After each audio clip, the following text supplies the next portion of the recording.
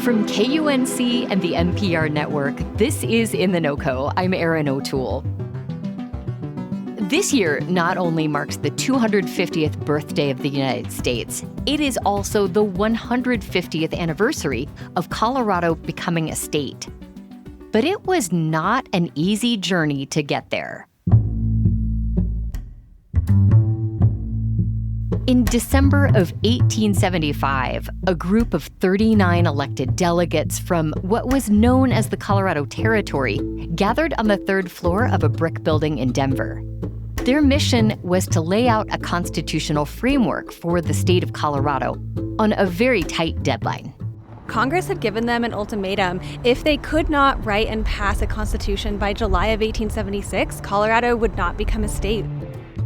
That's historian Catherine Mercer of History Colorado in a clip from the newest season of KUNC's podcast, The Colorado Dream.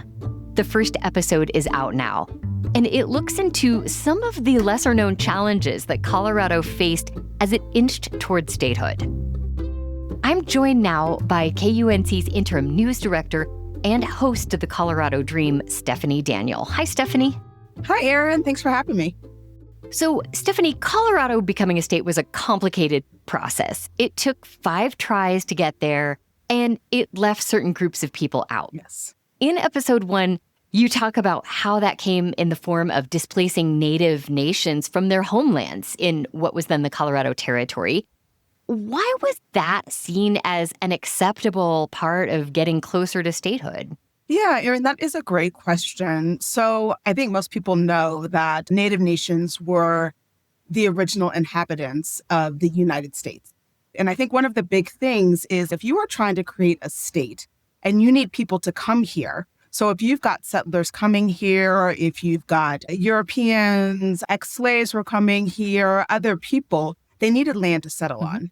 They needed to farm. Exactly. So they slowly, with these treaties, shrank their land.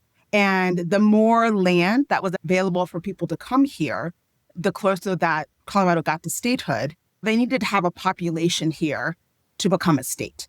So as more opportunities opened up and as people could come out here, like with the Homestead Act, one of the ways that they got people out here was the land. Hey, you can come and get land out here. And the only way to get that land was to take it from these Native nations. And that had deadly consequences. In November of 1864, the Sand Creek Massacre happened. That's when the U.S. Army attacked, slaughtering more than 230 indigenous people, mainly elders and women and children. Now, in episode 1, you highlight a Northern Arapaho leader named Friday, who was a vocal advocate for the tribes before and after that tragic event. What role did Friday play, and how does his story illustrate the cost of statehood for Native people? Sure. Friday was an interesting person. So actually, when he was a kid, he ended up getting lost from his tribe. And the story goes that he was found by this Irish fur trapper. And the Irish fur trapper took him to St. Louis, where he got educated in a parochial school, a Catholic school, and learned English. So then when he got reunited with his tribe, with the Northern Arapaho, he spoke English. And so that was a very valuable resource to have. And I just want to clarify that he was not at Sand Creek. And so his band of Northern Arapaho, actually, they lived along the Cashel-Ritter River in what is now Larimer County and what is Fort Collins. And there was this huge cottonwood tree that they would meet under. And other indigenous tribes would come and meet there, and he'd meet with the settlers. And so he was really an intermediary between these two groups. And he also really advocated for his people. He went to Washington, D.C. a couple of times. And one of the ways to protect his people was to secure a reservation. And it just ended up that reservation was in Wyoming. And it was the Wind River Reservation, which is where they ended up going. And again, as they left Colorado, it freed up more land. And so Colorado right now only has 2 recognized tribes, the Ute Mountain Ute and the Southern Ute. Even though at one point, before we even became a state, when we were still a territory, there were at least 51 Native nations here in the state. Oh, wow. So as we continue this journey towards statehood, it's 1865 now. We're still 11 years out from actual statehood. There's a growing number of people in the Colorado Territory, including many people of color. there was a small but thriving community of African American residents, several of whom worked to make sure that Black men had the right to vote. Talk about these four men. What action did they take and how significant was that? Sure. The four men, their names were Barney Ford, Edward Sanderland, Henry O. Waggoner, and William Jefferson Harding. And they led this petition because this Constitution came out in 1865. It only allowed white men to vote. But the problem was that Black men could already vote because they could vote in the Colorado Territory. So if Colorado became a state, then they would lose their right to vote. They would be disenfranchised. So they ended up creating this petition, and it circulated around Denver, and they had over 137 Black men sign the petition.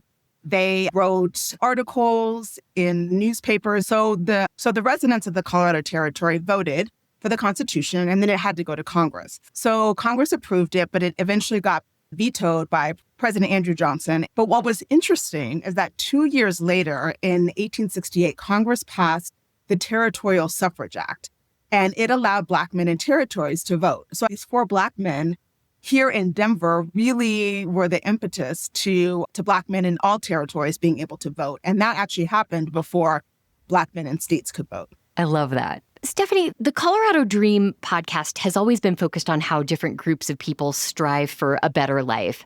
In previous seasons, you have followed new immigrants, high school students learning career pathways, or farmers on the Eastern Plains. What interested you about focusing this season on Colorado history? So I think the topic really just fell in my lap because the United States is celebrating its 250th birthday on July 4th. Colorado celebrates its 150th birthday on August 1st. I mean, we are known as a centennial state. So it just felt like, of course, I need to focus on this topic. And we were able to find some moments and movements in Colorado's history that are pretty interesting and people may not know about. So one of the things that we found is that Colorado was the first state to include some language about forest conservation. And it's a little bit of a mystery. So we unpack this mystery. And then there's an episode that looks into crossing the Rocky Mountains. The Rocky Mountains are the defining feature for this state. But at one time, they were the state's biggest barrier. We look at a massacre that happened in southern Colorado in 1914 and how that's impacted labor rights today. And then finally, we look at music.